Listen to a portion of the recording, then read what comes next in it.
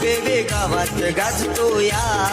आई पालखी तुझी खांद्यावर घेऊन तल्लीन होतो या.